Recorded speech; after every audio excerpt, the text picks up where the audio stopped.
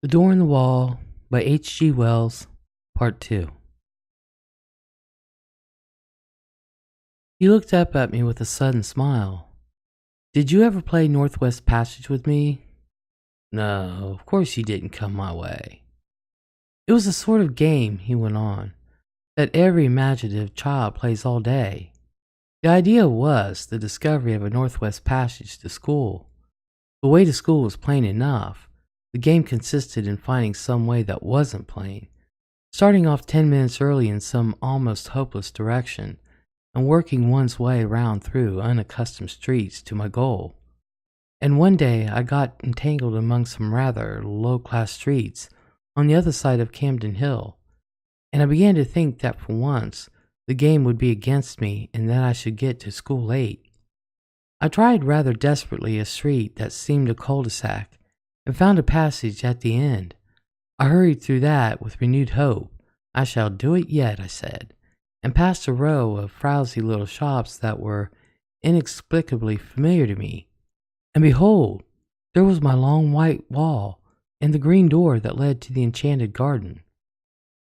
The thing whacked upon me suddenly. Then after all, that garden, that wonderful garden, wasn't a dream. He paused. I suppose my second experience with the green door marks the world of difference there is between the busy life of a schoolboy and the infinite leisure of a child. Anyhow, the second time I didn't for a moment think of going in straight away. You see, for one thing, my mind was full of the idea of getting to school in time, set on not breaking my record for punctuality. I must surely have felt some little desire at least to try the door. Yes, I must have felt that. But I seem to remember the attraction of the door mainly as another obstacle to my overmastering determination to get to school. I was immediately interested by this discovery I had made, of course.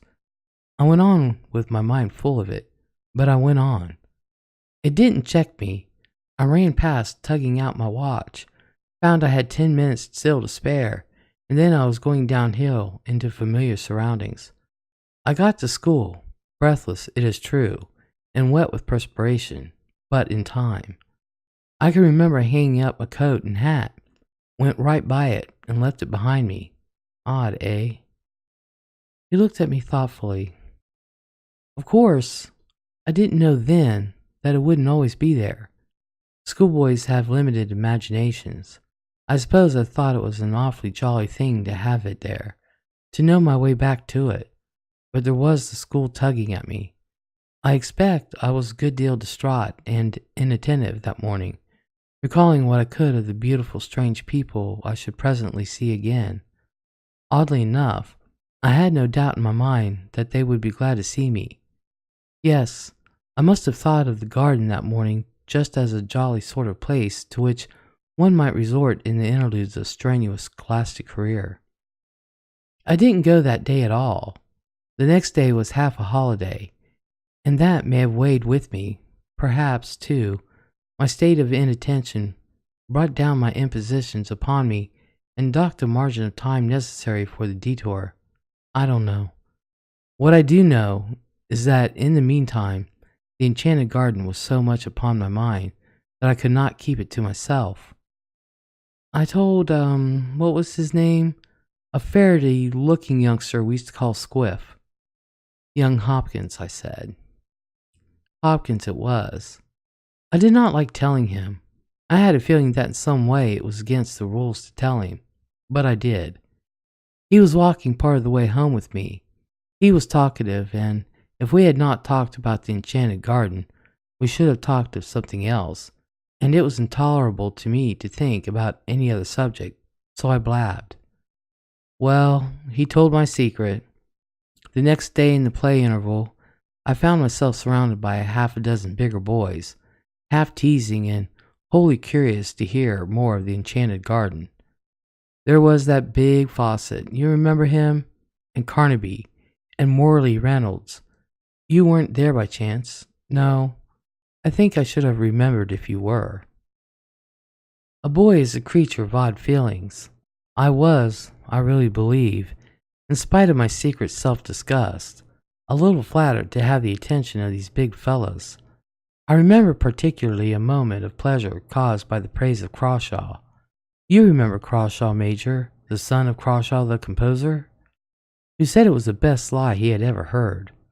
But at the same time, there was a really painful undertow of shame at telling what I felt was indeed a sacred secret. That beast Fawcett made a joke about the girl in green. Wallace's voice sank with the keen memory of that shame. I pretended not to hear.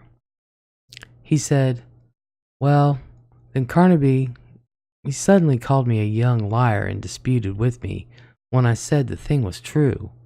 I said I knew where to find the green door, could leave them all there in 10 minutes. Carnaby became outrageously virtuous and said I'd have to, and bear out my words or suffer. Did you ever have Carnaby twist your arm? Then perhaps you'll understand how it went with me. I swore my story was true. There was nobody in the school then to save a chap from Carnaby, though Crawshaw put in a word or so. Carnaby had got his game. I grew excited and red-eared and a little frightened. I behaved altogether like a silly little chap, and the outcome of it all was that instead of starting alone for my enchanted garden, I led the way for presently, cheeks flushed, ears hot, eyes smarting, and my soul one burning misery and shame, for a party of 6 mocking curiously and threatening schoolfellows. We never found the white wall and the green door." "You mean—" I mean I couldn't find it. I would have found it if I could. And afterwards, when I could go alone, I couldn't find it. I never found it. I seem now to have been always looking for it through my schoolboy days, but I never came upon it again." "Did the fellows make it disagreeable?" "Beastly. Carnaby held a council over me for wanton lying.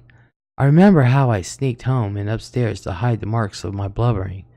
But when I cried myself to sleep, at last it wasn't for Carnaby, but for the garden, for the beautiful afternoon I had hoped for the sweet friendly women and the waiting playfellows and the game I had hoped to learn again, that beautiful forgotten game. I believed firmly that if I had not told, I had bad times after that, crying at night and wool gathering by day.